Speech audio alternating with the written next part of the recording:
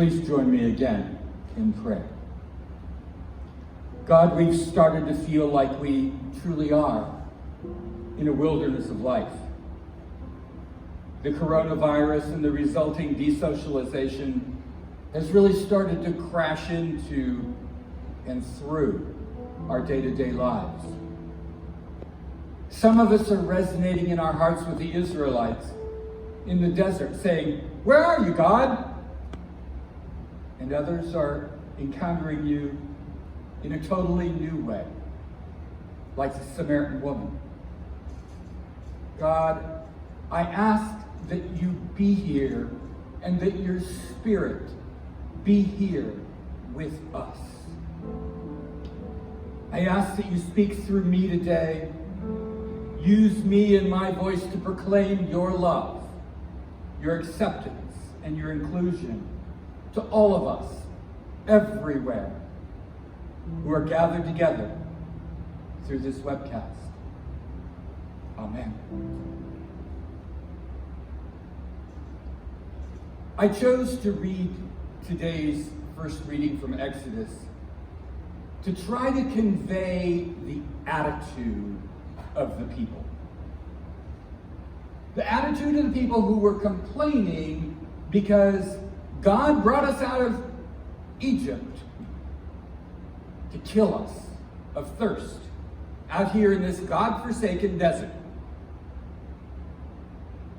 Of course, they were neglecting to remember that in Egypt they were slaves and that God had delivered them. Their owners had come chasing after them and they crossed the water miraculously before they came to this desert place. A lot of them wanted God to be like the imaginary Santa Claus and give them a nice present of fresh running water. I remember somewhere in my past, either my dad or someone else preaching, saying that they probably had water. They just didn't want to drink the water out of the bottle because it was old and stale. They really wanted something fresh and new. But there was the most important part to me in this encounter is that God did not take on their attitude. God didn't respond in kind. God gently but dramatically provided. The rock was split and water came flowing from it. God's presence provided for their longing. And then we turn to the second reading, the Samaritan woman. And there are more stories filled with judgment on this encounter than I could even possibly talk about. And I was thrilled when Jacob shared a reference, the Enfleshed blog, which gave me a new perspective.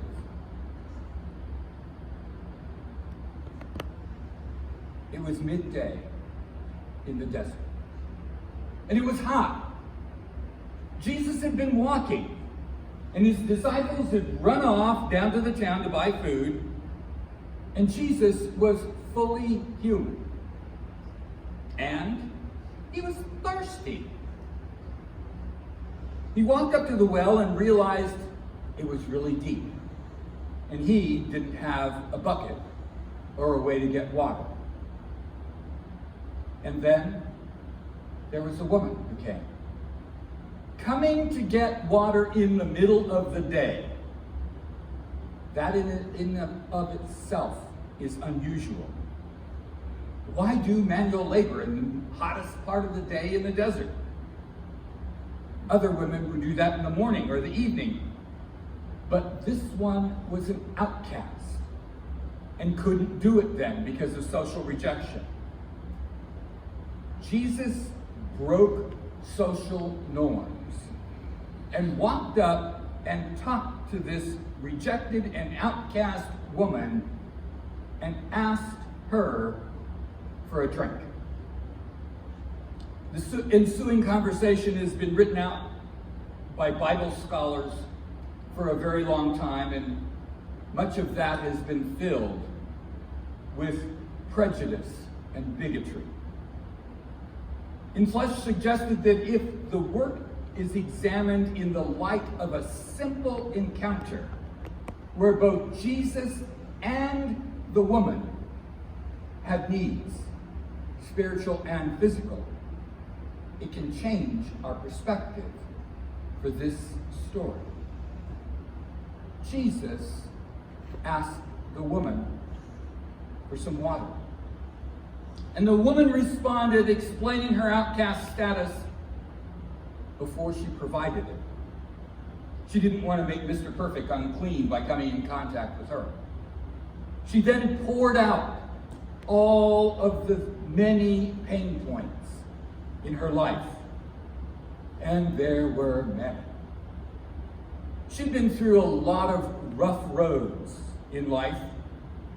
Husbands dying, divorces, and more. She probably knew how to take care of herself. But Jesus simply accepted her statements of all the things that had blown up in her life. Please note, there were no words of condemnation or judgment that came from Jesus. He only accepted her where she was. And he asked her to help him. That acceptance changed her. It changed her city, and it also changed Jesus. And I think as a community, we are in so very many ways much like this Samaritan woman. Some of us could even say that their life has had as many challenges as hers had. But Jesus walked in, just like Jesus will walk into our life if we invite him in.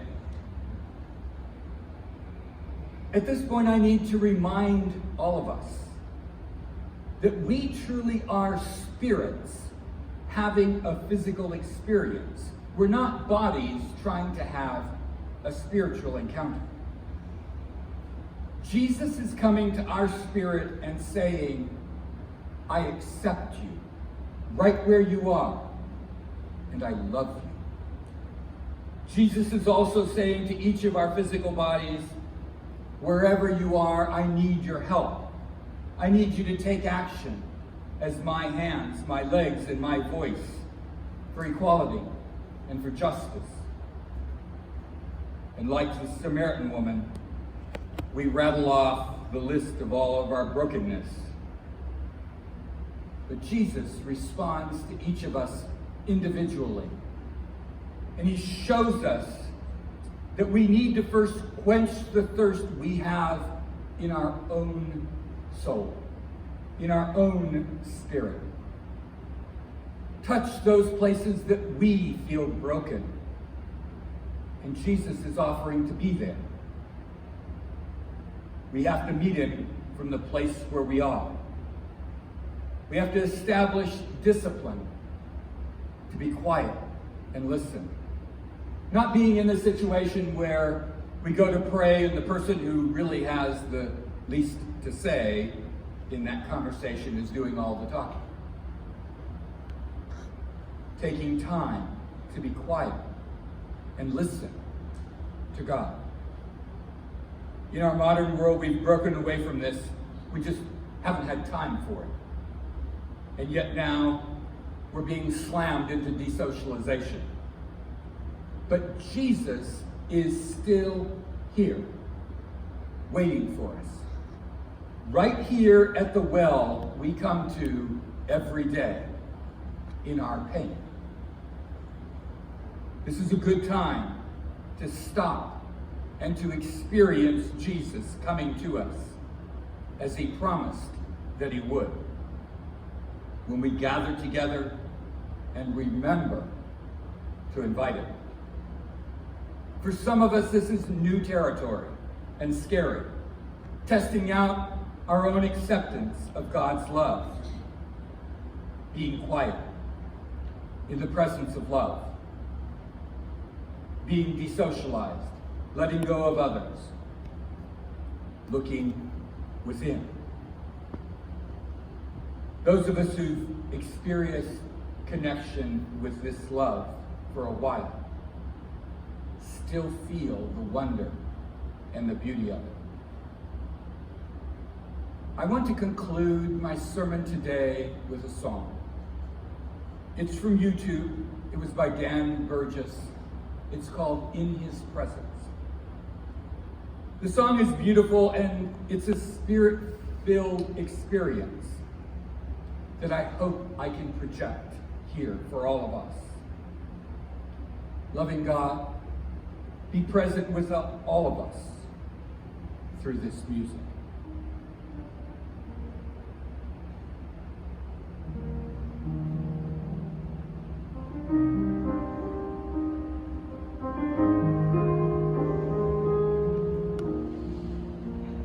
Whatever your problems,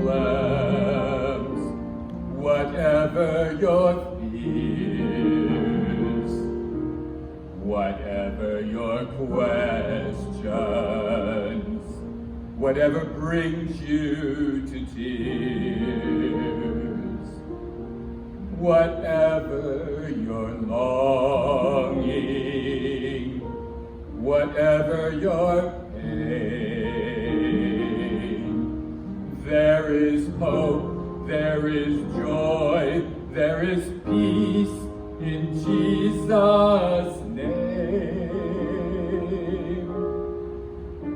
All your doubts will disappear in His presence.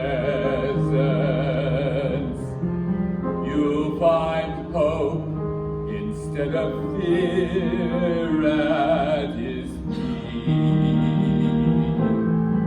You'll find strength for every test, perfect peace and perfect rest in His presence,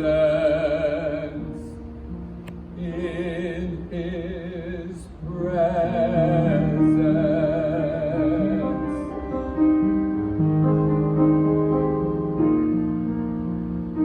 Whatever your heartache, whatever your loss, whatever your failures,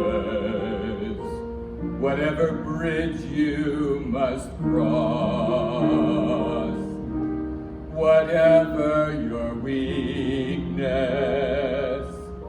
whatever your pain,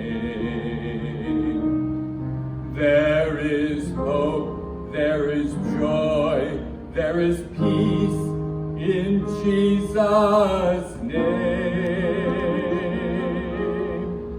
All your doubts will disappear in His presence. You'll find hope instead of fear at His feet.